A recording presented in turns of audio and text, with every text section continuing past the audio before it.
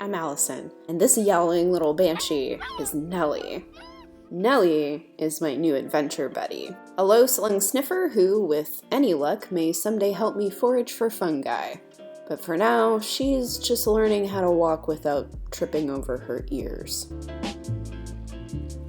And while, with the exception of those first few hours with me in the car when I was still a stranger, she's been really happy to follow me wherever. But because she's still growing and a bit uncoordinated, we'll be keeping our hikes short for a little while longer.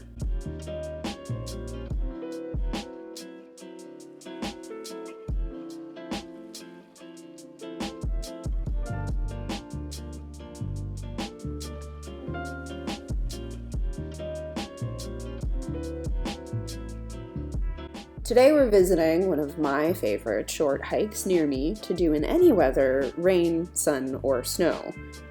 Boulder River Trail near Darrington, Washington is one of those rare short hikes that has a little bit of everything that's great about hiking Western Washington. Rainforests, rivers, waterfalls, and, of course for me, the mushrooms.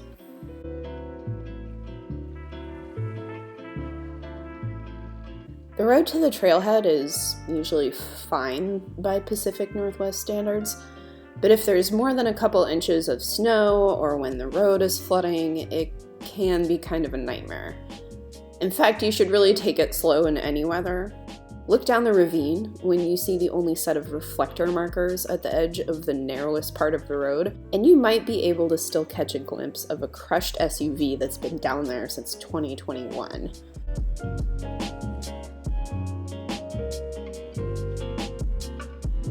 The first part of this hike is wide and flat from its previous use as a railway for logging activities. In fact, even when the trail narrows, it's pretty clear and flat until you get to the falls, making it ideal for a casual stroll, kids, puppies, all of the short-legged creatures.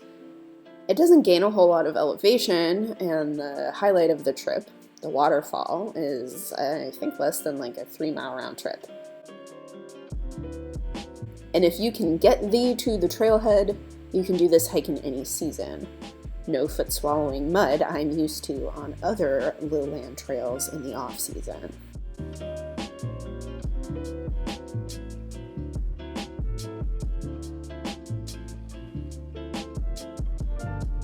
This trail is special for the area because of its rainforest-like microclimate near the Boulder River.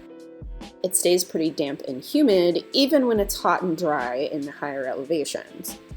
This means the plant life is dense and diverse. You'll spot several species of ferns living together, my favorite being the maidenhairs growing on the mossy rock walls. And don't forget to look up. Some of these rock walls are really tall, and sitting atop them, all kinds of interesting vegetation. And sometimes there's mushrooms up there too.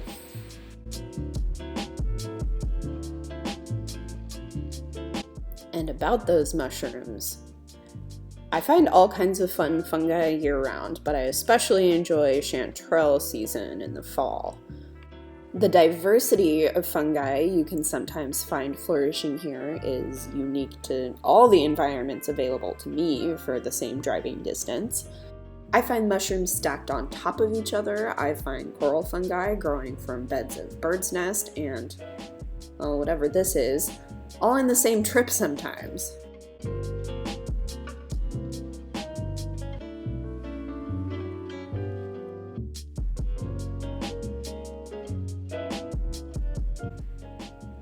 Now, in my opinion, the best time to see the falls is when the rivers are running really full. You'll get the falls at their most impressive during the spring melt. If you want to get up close like we did today, maybe climb around on some rocks and wade around, summer will be your best, safest bet. And watch your step climbing down to and up from the falls. It's pretty much all big sharp rocks, and they're wet in the rain. You might need to give little ones a hand here.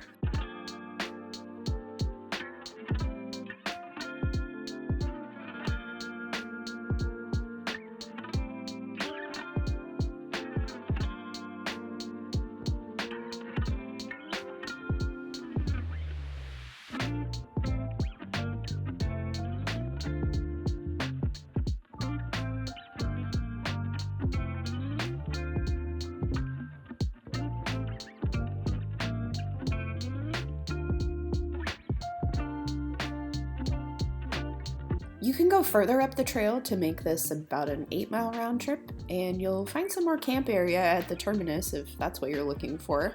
But otherwise, there's not much else to see up here.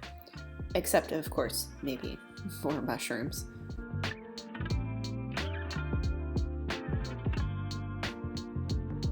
It's also where the better berry patches live.